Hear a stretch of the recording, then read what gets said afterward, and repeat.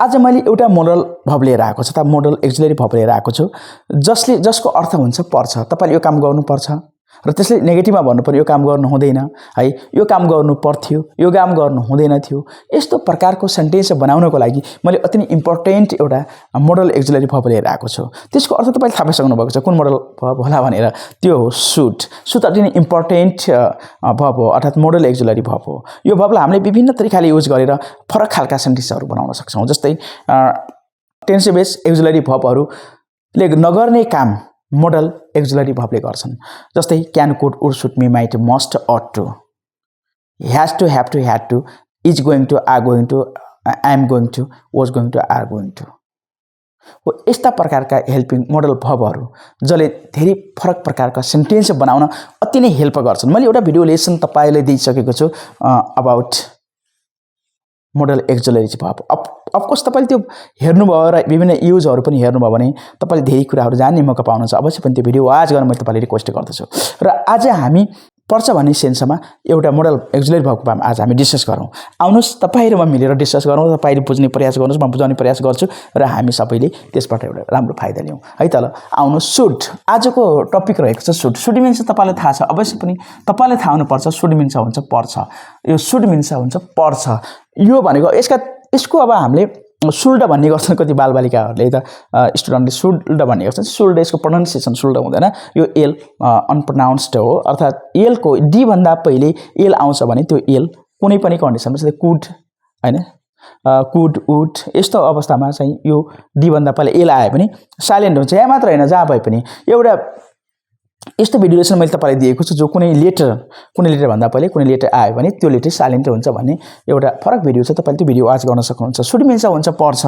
यसको नेपालीमा तपाईले पर्छ भन्ने अर्थ लगाउनु पर्छ। अनि यसैगरी यो सुड भनेको मोडल भर्ब। कुनै पनि मोडल भर्बको पछि आउने भर्ब जहिले पनि V1 मा हुन्छ। यो कुरा थाहा पाउनु होला। V1 है। यसपछि आउने भर्बहरू फर्स्ट फर्ममा हुन्छ, भर्बको रुट फर्म हुन्छ।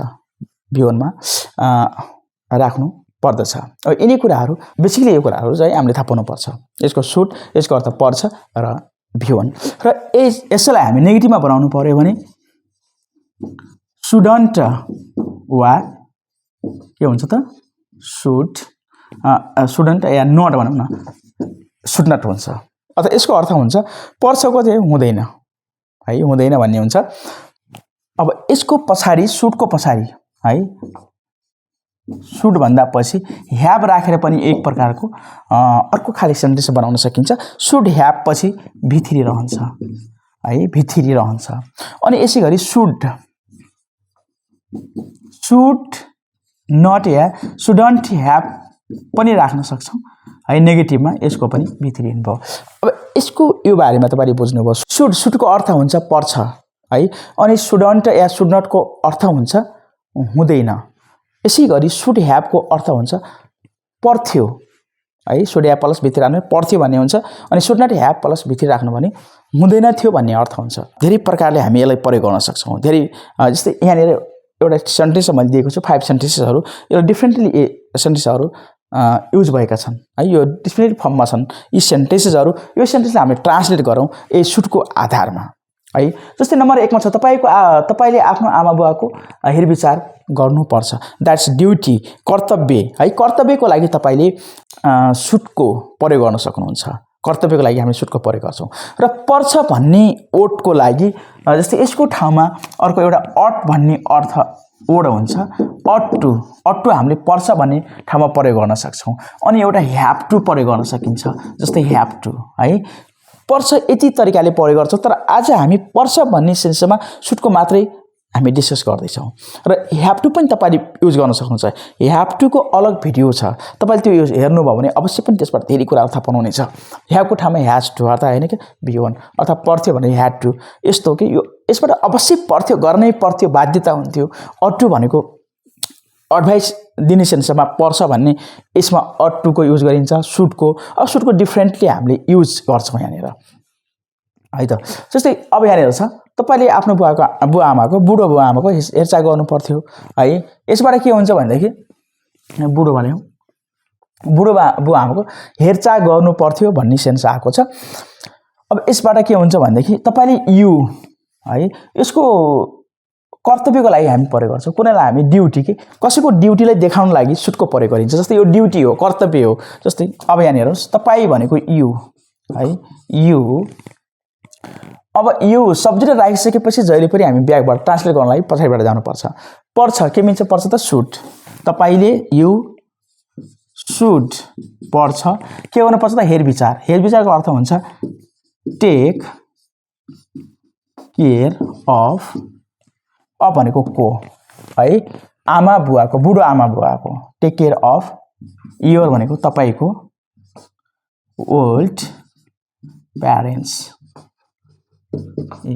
तपाईले आफ्नो बुढो आमा बुवाको हेरचाह गर्नु पर्छ नम्बर 2 मा छ तपाईले भातको सट्टामा रोटी खानु पर्छ यो ओब्लिगेसन हो बाध्यता है यो बाध्यता ओब्लिगेसन तपाईले भात खाने मन छ तर पनि तपाईले रोटी खानु पर्छ आफ्नो हैन एउटा सिकनेसको कारणले गर्दाखेरि तसर्थ तपाईले यो ओब्लिगेसन भयो या अर्को वर्डबाट तपाईले अलि तपाईले पोजिटिभली यसलाई लिनु भयो भनेदेखि तपाईको लागि के हो त एडभाइस पनि हो तसर्थ तपाईले यसको लागि एडभाइस या तपाईले ओब्लिगेसनको लागि पनि सुटको प्रयोग गर्न सक्नुहुन्छ अब तपाईले जस्तै भात तपाईले यु यहाँनिर पनि यु छ यु पर्छ सुट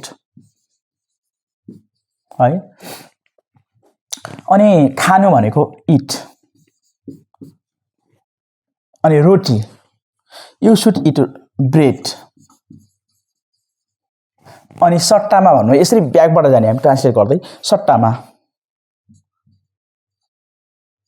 इन्स्टेड अफ भनेको सट्टामा के को सट्टामा त भात राइस यसरी तपाईले लेख्न सक्नुहुन्छ भातको सट्टामा तपाईले रोटी खानु पर्छ यस्तो खालको सेन्टेन्स तपाईले बनाउन सक्नुहुन्छ उनी हस्पिटल जानु पर्छ नम्बर 3 मा यो नम्बर 1 नम्बर 2 र नम्बर 3 को ट्रान्सलेसनमा हेर्नुस् उनी हस्पिटल जानु पर्छ यो के हो त एडभाइस उनी हस्पिटल जानु पर्थ्यो कसैलाई एडभाइस गरेको उ बिरामी छ हैन you should go to hospital जस्तै उनी छ त्यो सी शुड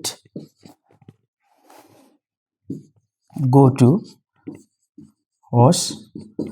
हस्पिटल यसरी तपाईले बनाउन सक्नुहुन्छ सजेसनको लागि अर्थात सजेसनको लागि या तपाईले एडभाइसको लागि बनाउन सक्नुहुन्छ नम्बर 4 मा हेर्नुस् उनीले आफ्नो श्रीमानसँग छुटपत्र गर्नु हुँदैन थियो अर्थात डिभोर्स गर्नु हुँदैन थियो यो के भयो त पश्चाताप गर्नु हुँदैन थियो या गर्नु पर्थ्यो भन्ने तपाईले सेन्टेन्स चाहिँ शुड अथवा शुड ह्याभ को युज गरिन्छ त्यो परिस्थितिमा त्यो सिचुएसनलाई तपाईले देखाउनलाई र त्यो अवस्थामा के हुन्छ भन्देखि शुड ह्याभ को अर्थ हुन्छ पश्चाताप कुनै काम हामीले गर्नु पर्थ्यो तर गरिएन अहिले गरेन हैन डिडन्ट डु वाल त्यो गरिएन त्यस्तो अवस्थामा शुड ह्याभ को प्रयोग गर्नुपर्छ शुड ह्याभ प्लस भी3 यो खालको चाहिँ प्रयोग गर्नुपर्छ र एउटा कुरा के छ भनेपछि सब्जेक्ट प्लस शुड प्लस भी1 या subject plus should not plus भी1 या subject plus should have plus भी3 या subject plus should not have भी3 यो एउटा के हो त स्ट्रक्चर हो स्ट्रक्चर वा प्याटर्न फर्मुला यो सेन्टेन्स बनाउनलाई फर्मुला तपाईले कहिले पनि मेमोराइज नगर्नुस् तपाईले कन्सेप्ट बुझ्नुस् तपाई फर्मुला बुझ्नु मेमोराइज गर्ने प्रयास गर्नु भने तपाई फर्मुलामै तपाई अल्झिनुहुन्छ सीमित हुन्छ र तपाईले सधैँभरि फर्मुला बिर्सनुहुन्छ फेरि रिकल गर्नुहुन्छ यसो गर्दा तपाई टाइम बर्बाद हुन्छ तपाईले एक्चुअल तपाईले आउटकम पुग्न सक्नुहुन्न तसर्थ हामी कहिले पनि कन्सेप्ट बुझ्नु पर्छ फर्मुला हैन तपाईले फर्मुलाइज गर्न सक्नुहुन्छ हैन सब्जेक्ट राख्नुभयो चाहिँ शुड राख्नुभयो भी1 राख्नुभयो यसै हामी कन्सेप्ट शुड पछि भी1 राख्नुस् यसरी यही कन्सेप्ट बुझ्नुस् यानी कि फर्मुला तपाईले मेमोराइज नगर्नुस् फर्मुला गएपछि अलि प्रब्लम आउँछ कति फर्मुलाहरु मेमोराइज गर्ने सेन्टेन्स बनाउनलाई त्यसलाई चाहिँ हामीले भर्सकै फर्मुला एभोइड गर्नुपर्छ मैले यो कन्सेप्ट मेरो चाहिँ छ she should go to hospital उनी हस्पिटल जानुपर्छ अब नम्बर 4 मा हेर्नुस् उनीले आफ्नो श्रीमानसँग डिभोर्स गर्नु हुँदैन थियो है यसो गर्दा उनी भनेको सी शुड राखिहाल्नुस् शुड नट है गर्नु हुँदैन थियो भनेर भनेको छ जस्तै यो प्याटर्न हामी युज गर्न सक्छौं शुड नट अब यहाँ राख्नुस् के भन्छ छुटपत्र गर्ने बिछोड गर्नु हुन्छ त वी शुड नट ह्याभ डिभोर्स्ड कोसँग त और हस्बैंड यसरी लेख्नुस् है त शुड पछि नट आए ह्याभ पछि भित्र राख्नु भयो भने गर्नु हुँदैन थियो भन्ने अर्थ आउँछ कुनै काम पश्चाताप यो पश्चातापको लागि प्रयोग भएको छ है त अब नम्बर 5 मा छ म स्कुल जानु पर्थ्यो I should have gone to school. म स्कुल जानु पर्थ्यो. I should have gone to school. यो पनि पश्चाताप अर्थात् रिपेन्टेसन अर्थात् रिग्रेटको लागि दुईवटा सेन्टेन्स छ. should have not plus V3 या त should have V3 को प्रयोग गर्नुपर्छ र ड्युटीको लागि तपाईले प्रयोग गर्न सक्नुहुन्छ है त. ड्युटी कर्तव्य है. You should obey the law. You should give education to your children. तपाईले आफ्नो बालबच्चालाई शिक्षा दिनुपर्छ. यस्तो ड्युटी कर्तव्यको लागि तपाईले प्रयोग गर्न सक्नुहुन्छ. अनि तपाईले अर्को एडभाइसको लागि प्रयोग गर्न सक्नुहुन्छ. जस्तै मैले भनिसकेको छु. You should avoid drinking alcohol. तपाईले रक्सी पिउन छोड्नुपर्छ, त्याग्नुपर्छ. यसरी तपाईले भन्न सक्नुहुन्छ. अर्को एउटा ओब्लिगेसन छ, बाध्यता. जस्तै बाध्यता थियो नि त है त. तपाईले चाहिँ तपाईले भातको सट्टामा रोटी खानुपर्छ. त तपाई जस्तै मैले भने तपाई टाइममा आउनुपर्छ. तपाईलाई हामीले कसैले बाध्य गर्छ, तपाई टाइममा आउनुपर्छ नि. You should come in time. तपाईले यसरी भन्न सक्नुहुन्छ. तपाई समयमा आउनुपर्छ. अनि अर्को के हुन्छ त रिग्रेट अर्थात् रिपेन्टेसनको लागि पनि हामी सेन्टेन्सहरु बनायौं. जस्तै हैन तपाईले यो काम गर्नु हुँदैन थियो है. पास्ट यसको चाहिँ सेन्समा चाहिँ हामी सेन्टेन्स बनाउन सक्छौं. तपाईले यो काम गर्नु हुँदैन थियो. You shouldn't have driven a bike. तपाईले मोटरसाइकल चलाउनु हुँदैन थियो. You shouldn't scolded your parents. तपाईले आफ्नो बुवा आमालाई गाली गर्नु हुँदैन थियो. रिपेन्टेसन भयो. अथवा तपाईले त्यो काम गर्नु हुँदैन थियो, तपाईले गर्नुभयो कि त्यस्तो नेगेटिभ सेन्समा थियो. अथवा तपाईले यो कुनै काम गर्नु पर्थ्यो तर गर्नु भएन पनि हुन सक्छ. जस्तै you should have taken medicine. तपाईले औषधि लिनु पर्थ्यो तर तपाई लिनु भएन, तपाईलाई प्रब्लम आयो है. त्यो हामीले के त पश्चातापको लागि यो काम गर्नु पर्थ्यो तर गर्न सकिएन. हो यस्तो प्रकारका सेन्टेन्सहरु शुडबाट बनाउन सकिन्छ है. शुड अति नै इम्पोर्टेन्ट मोडल एक्जुलेटिभ भर्ब हो. यो भन्दा बाहेक थुप्रो मोडल एक्जुलेटिभ भर्बहरु छन्. तपाईले अघि नै मैले यसको लिस्ट भनिसके. अब तपाईले विभिन्न प्रकारका यसै आउँदैन आइडिया छैन भने अवश्य पनि तपाईले मोडल एक्जुलेटिभको भर्बहरुमा तपाईले धेरै कुराहरु जान्नु पर्ने हुन्छ. जसले गर्दा तपाईले विभिन्न प्रकारका एउटा हैन फरक एउटा चाहिँ डिफरेन्ट सेन्टेन्स फर्म गर्नको लागि अति नै चाहिँ त्यसले सपोर्ट गर्ने हुन्छ. Thank you for watching the video.